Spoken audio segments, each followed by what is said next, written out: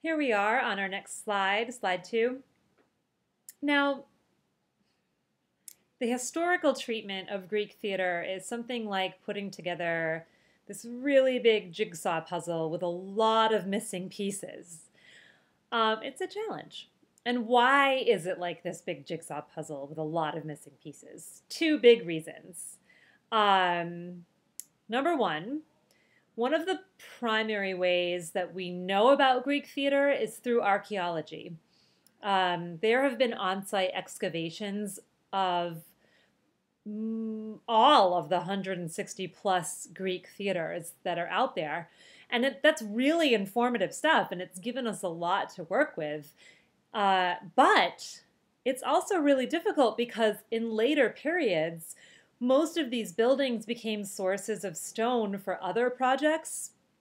So a lot of the original structure of the theater was completely demolished and was used for other things, or these buildings were remodeled many, many, many times. I mean, this was a long time ago when these were first built as theaters. So they were remodeled, remodeled, remodeled, used for other things. There was stone taken from them and used for other projects dozens and dozens and dozens of times. So even though they're informative, it's hard to piece together 100% exactly what they were like in their original form.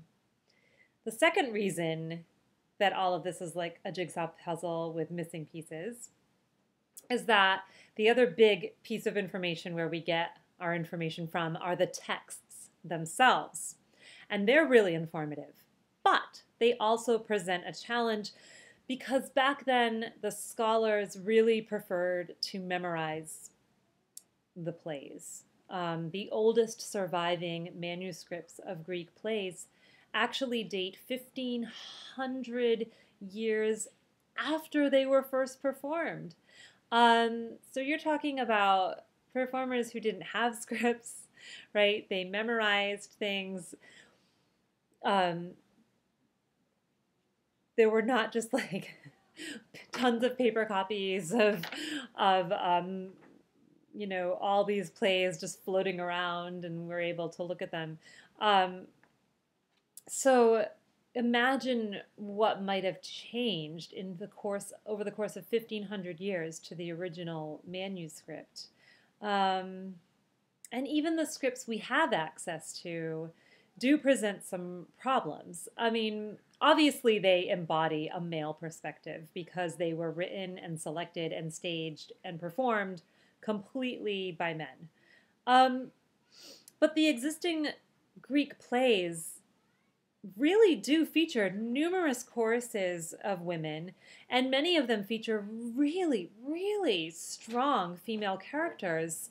Um, and this sort of leads us to wonder, from a historian type of perspective, these strong female characters, like Medea, who we will be reading starting this week, I can't wait for you to dig into her. Um, these characters often, they can seem to be victims of their own powerlessness in a patriarchal society, and they can appear to be governed by sexual desire, especially in the comedies. Um, and some critics, there's like two camps of thinking about this. Some of them see this as rationalizations by the male-dominated culture for keeping women segregated and cloistered.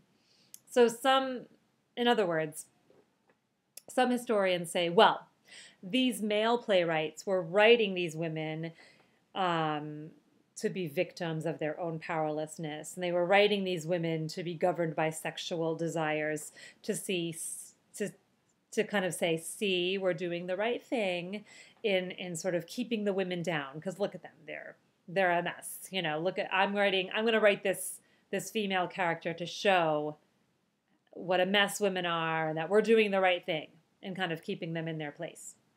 But other theater historians say no.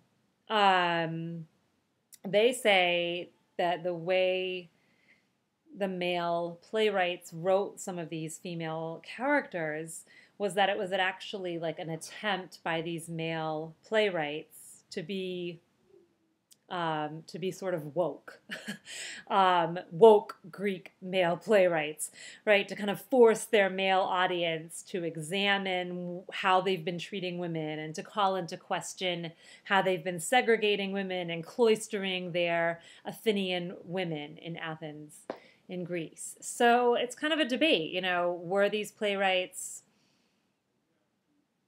trying to justify how they've been treating women in their culture, or were they trying to empower women and prove their society wrong? As we're reading Medea, you can think about the playwright Euripides and think like, is he trying to justify holding women back, or is he trying to give women a voice and say what we're doing is wrong? Lots to think about, but like I said, it's a challenge. These are ancient plays, and this is ancient theater. But even though it's a challenge, let's do it anyway. Let's dive in. Let's start on the next slide. I'll see you there.